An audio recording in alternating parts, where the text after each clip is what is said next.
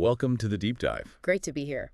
So today we're looking at, well, a really interesting source. It's kind of a play-by-play of Canadian Prime Minister Mark Carney's appearance on The View. Yeah, like a transcript almost. Exactly. And our mission really is to dig into the main challenges facing Canada that came up, in this scenario. And Carney's solutions, what he proposed. Right. And also just understanding the underlying stuff, national pride, some tensions. It's all in there. It is. The source basically details questions from the hosts, Whoopi, Joy, Sunny, Anna. The whole panel. Yeah, covering the election coming up, April 28th, domestic issues, Canada's place in the world, the works. And for you listening, think of this as like a streamlined way to get a real handle on some critical issues in Canadian politics right now. We'll unpack the big debates, economy, immigration. National unity, especially Quebec, that's always there. And trade, of course. Yeah. It's basically a shortcut to getting informed without, reading tons of reports. Okay, let's get into it then. Okay, so it kicks off with Whoopi Goldberg. She basically confronts him straight away, doesn't she? She does. Addresses that perception that maybe Carney's a bit out of touch. With, like, everyday Canadians struggling. Rent, groceries, gas, the usual suspects. Exactly. And she even mentions Pierre Polievre's criticisms on that front. So what's interesting is Carney's response. How did he handle that? Well, he didn't directly, deny being out of touch. Oh. No, he pivots, immediately starts talking about national unity. Ah, the unity theme. Yeah, stressing the connection, from Quebec all the way to Alberta. And he specifically says he wants to avoid fairy tales. Interesting phrasing. And the audience. The source mentions them. Yeah, it notes applause. And apparently one woman commented, that's RPM. He gets it. RPM? Real prime minister, maybe? Hard to say for sure, but the point is, that unity message seemed to land with some people. Okay, so a strategic opening, maybe? Yeah. Trying to set a unifying tone? Seems like it. Then Joy Behar comes in. She shifts it to housing, right? Right, the housing crisis. She really presses him, how can you unify the country when young people can't even afford a home? That's a tough question. Hits a nerve. Definitely. She highlights the rising prices, the frustration out there. It's palpable. So how does Carney tackle that one? Because that's huge. Yeah, he acknowledges it's a crisis, doesn't shy away from that. Okay. Then he outlines a specific plan, cutting land taxes for young homebuyers. Ah, a concrete proposal. Exactly. And the source mentions the studio reaction was pretty positive. Like how? Well, in notes, a young man actually said, finally, someone's listening. Wow. Okay, so that suggests that offering something tangible, a specific policy, worked in that moment. It appears so. He's trying to address those financial anxieties directly. Makes sense. Then Sunny Hostin steps in. And she brings in a more critical angle. Okay, how so? She references a Canadian journalist's concerns about immigration levels. Specifically, the high targets 395,000 last year. Wow, that is high. And the concern is... strain on the system, packed hospitals, overcrowded schools, higher costs, longer waits for services, the infrastructure argument. Right, the absorption capacity debate. How does Carney respond to that? It's a tricky one. Well, first, he defends immigration, calls it Canada's lifeblood, points to history, the contributions immigrants have made. Kind of the standard defense, yeah. But then he announces something pretty significant. Oh. A proposed lower immigration target, down to 350,000 a year. Really? From 395K, that's a noticeable drop. It is. And he adds that the focus would be on skilled workers, trying to balance growth with stability. That's a big shift. How did that go down in the audience? Mixed reactions, according to the source. Some unease. Understandable. But also approval. Specifically mentioned are people linked to Alberta's oil patch and a woman from Quebec. Huh. So it really shows those different regional takes on immigration, doesn't it? Absolutely. It's that balancing act, isn't it? Economic needs versus social infrastructure pressure. Yeah. Okay, so after immigration, where does the conversation go? Anna Navarro picks it up. She asks about jobs. Jobs for Canadians. Specifically, yeah, for native-born Canadians across different regions, too, like Alberta's oil fields, Quebec cities. So covering the geographic spread, what's Carney's plan there? He talks about creating 500,000 jobs, 500,000 in clean energy. Clean energy, okay. Yeah, and training programs for young Canadians. Tech, renewables, manufacturing. trying to paint a picture of prosperity across all provinces. And the audience reaction to that. Enthusiastic again. The source mentions positive comments from people representing both Quebec and Alberta. So that vision of like a diversified, future-focused economy seemed to resonate broadly. It looks that way. Big focus on future industries, spreading the opportunities around. But wait, Joy Behar comes back, right, with the big question. The money question. Exactly. How are you going to pay for all this, especially when Canadians are already feeling squeezed? Yep. Classic question for ambitious plans. And Carney's answer? Tax the billionaires and corporations fairly. Close loopholes. The fairness argument. Right. He says that's how they'll fund the investments. Housing, education, infrastructure, opportunity. And that went over well with the audience. Seems like it. Positive reaction noted again. Okay, but then Sunny Hostin pushes back on that, doesn't she? She does. Raises the risk factor. Like, if you tax companies more, won't they just leave Canada? The economic gamble? Precisely. That classic debate. Social investment versus business competitiveness. So how does Carney counter that? Because that's a serious concern. He leans on his experience, mentions leading the Bank of Canada during the 2008 crisis. Right, his background in finance? Yeah, basically argues that investing in a strong, fair Canada is actually a good investment, worth the risk.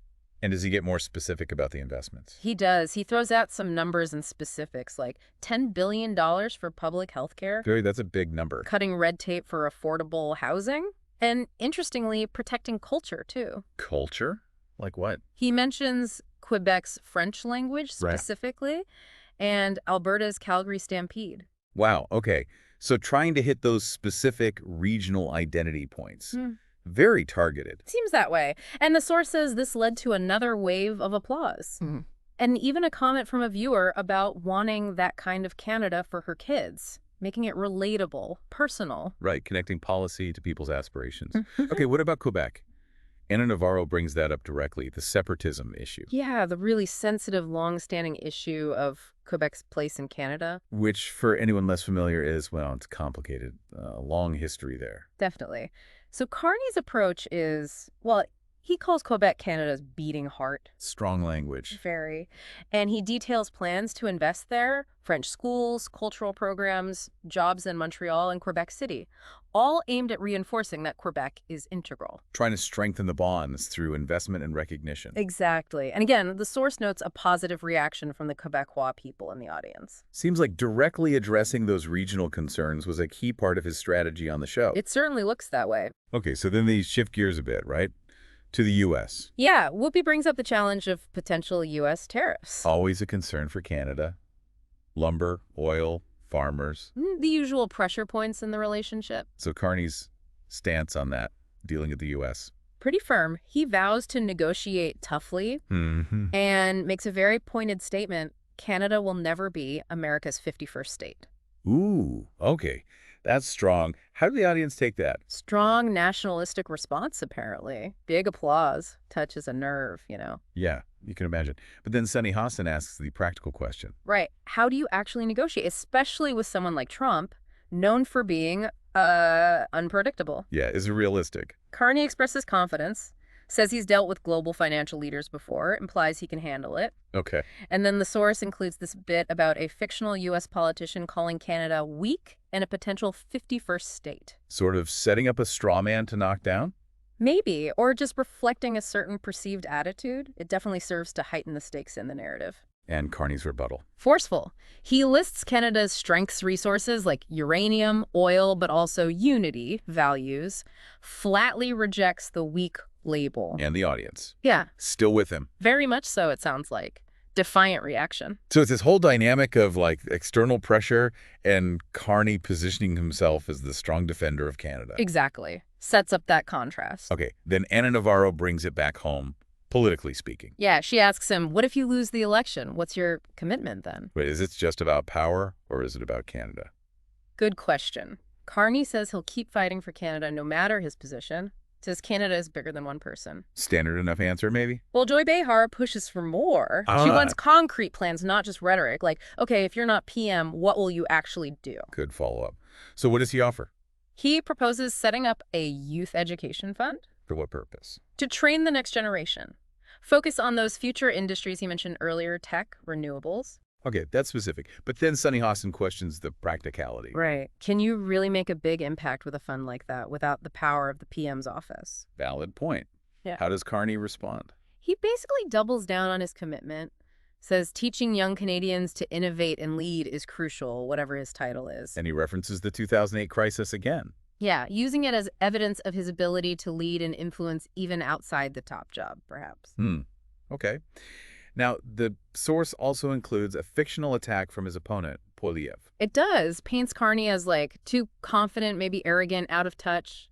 And it mentions Polievre advocating lower immigration, more division. Yes, setting up that direct contrast in style and substance. And Carney's counter in the narrative. He talks about needing leaders who dream big, positions himself as someone building bridges, connecting Canadians, directly opposing that divisive portrayal. So framing the election as a choice between two very different visions. Exactly. Then Ana Navarro circles back to that 51st state concern. Bringing the U.S. back into it. Yeah. And Carney basically repeats his core message. Strengthening Canada's economy, culture, unity, that's the best defense against being seen that way. Asserting independence through internal strength. Right. And then Sunny Hostin brings up Quebec again. Near the end. Yes, citing a concerned viewer's question about preventing Quebec separation. Back to national unity. It keeps coming back to that. It does. Carney reaffirms Quebec's vital role, stresses investing in its culture, language, economy, keeping it part of Canada willingly. And emphasizes dialogue, not division. Yes, and mentions his own personal connection to Quebec's spirit, trying for that personal touch again. Okay, so his final remarks. How does he wrap it all up in this scenario? Powerfully, it seems. He directly refutes any idea of Canada being weak. How? By listing strengths. Yeah. Peace, unity, clean energy potential, fair taxes, cultural richness, the whole package. And the core message. Canada as a place where everyone belongs, and that its collective strength is unbreakable. A strong closing statement on unity and potential. Sounds like it. And the source even mentions the aftermath. Media reactions. Just briefly, notes fictional reactions, Canadian and American, focusing on leadership, unity. And the whoopee hug? And the symbolic whoopee hug, yeah. Yeah. Painting it as this potentially significant moment in the fictional campaign. Okay. Wow. That's quite a detailed scenario. It really is. A lot packed into one TV appearance, even a fictional one. So let's try to distill the key takeaways from all that. What stands out? Well, first, you get this really clear snapshot of Canada's big challenges, right? Yeah, the economic anxiety is front and center. Cost of living. Definitely. Then the whole immigration debate, the numbers, the impact, the different views. And of course, national unity, Quebec, always looming large. And managing that crucial, complex relationship with the U.S. So those are the challenges. Yeah. And Carney's response, his vision in this scenario. It's very centered on unity, first and foremost. Trying to bridge those divides. Exactly. Then there's the economic diversification piece, leaning hard into clean energy. Future-focused jobs. Right. Plus, targeted investments funded by fairer taxes, healthcare, housing. And underpinning it all, this strong sense of Canadian identity, pushing back against external pressures. Yeah, a real emphasis on national pride and sovereignty. You know, what I found really interesting reading through the source material was the focus on the audience reactions. Oh, yeah. How so? Just how the narrative kept highlighting them, the applause, the comments. It's like the he gets it or finally someone's listening lines. Exactly.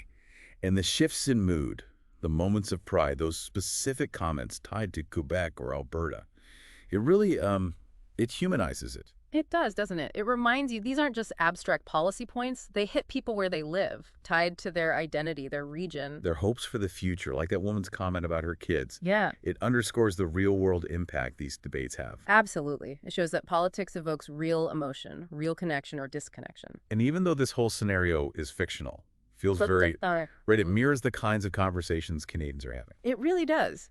About identity, about governance, about Canada's place in the world. These themes are constantly in play. Which leads us to, I guess, our final thought for you, the listener. Yeah, something to chew on. What is this kind of public performance, even a simulated one, like this appearance on The View? Tell us about what really resonates within a country, what values, what priorities. And how do leaders try to navigate all these complex, sometimes conflicting issues when they're under such an intense spotlight? Right. And what role does that feeling, that sense of national pride, actually play in shaping the whole conversation? How much does it drive the narrative? Those are big questions, definitely worth thinking about as you watch these things unfold in the real world.